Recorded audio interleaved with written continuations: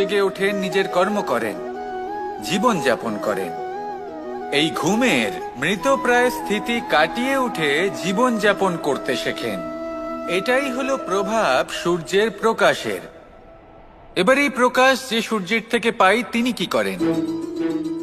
তিনি নিজেকে জ্বালান আমাদের জীবন প্রদান করার জন্য। প্রত্যেকটা মুহূর্ত তিনি তাপ সহ্য করেন, আমরা যাতে সেই প্রকাশ লাভ করি। এটাই হলো জীবনের সারমর্ম। যদি আপনিও এই সংসারে প্রকাশ ছড়িয়ে দিতে চান, তাহলে আপনাকেও তপ্ত হতে হবে, নিজে জ্বলতে হবে, সেই কর্ম করতে হবে যেটা কঠিন হতে পারে কিন্তু আসলে শ্রেষ্ঠ। তবেই এই সংসারের সেবা করতে পারবেন, সংসারকে পথ দেখাতে পারবেন। নিজের অন্তরের প্রকাশ জাগ্রত করুন, তবেই সেই সকল ব্যক্তি যারা পাপের অন্ধকারে নিমজ্জিত হয়ে আছেন তারা জাগ্রত হবেন। সেই সকল ব্যক্তিকে জাগিয়ে তুলুন, প্রেরিত করে তুলুন সুখী হওয়ার জন্য যারা সুখী হতে পারছেন না।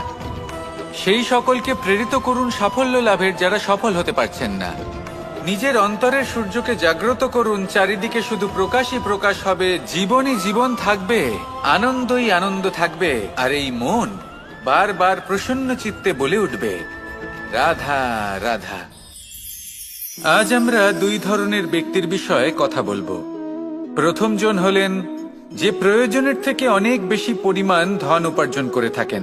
তার কাছে ততটা ধন থাকে যতটা তার প্রয়োজনও নেই, তারপরেও আরো ধন উপার্জন করতে চেষ্টা করতে থাকেন।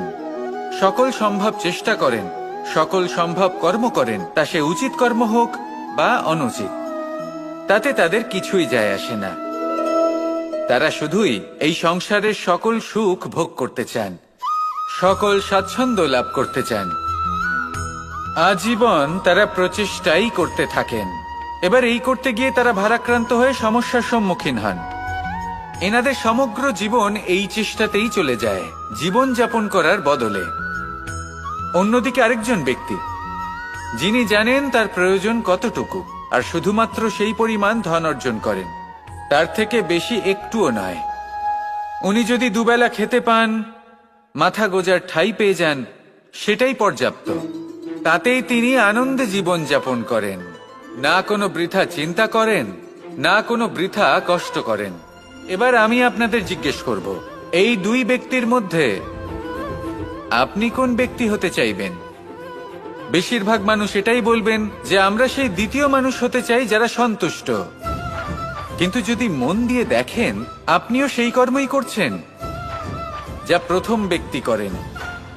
আপনারা সবসময় চেষ্টা করে চলেছেন, এটাও লাভ করতে হবে, ওটাও লাভ করতে হবে, আমার এটারও প্রয়োজন, ওটারও প্রয়োজন। আপনি অনেক কিছু লাভ করেছেন, কিন্তু প্রশ্ন এটাই যে আপনার কি সেই সবকিছুর প্রয়োজন রয়েছে? এর উত্তর আপনার অন্তর মনে রয়েছে। আপনার মন জানে যে আপনার প্রয়োজন কতটুকু। সেখানে গিয়ে দেখুন। সন্তুষ্টি মানুষকে আনন্দ দেয়। মানুষ যতটা সন্তুষ্ট হবে ততটাই সে আনন্দ লাভ করবে।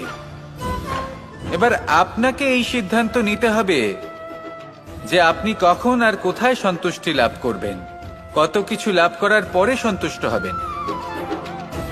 এই উত্তর আপনি মন থেকে পাবেন। এই সমাজের চাহিদায় জড়িয়ে নিজেকে বিভ্রান্ত করবেন না। নিজের অন্তরের এই মিথ্যে অহংবোধকে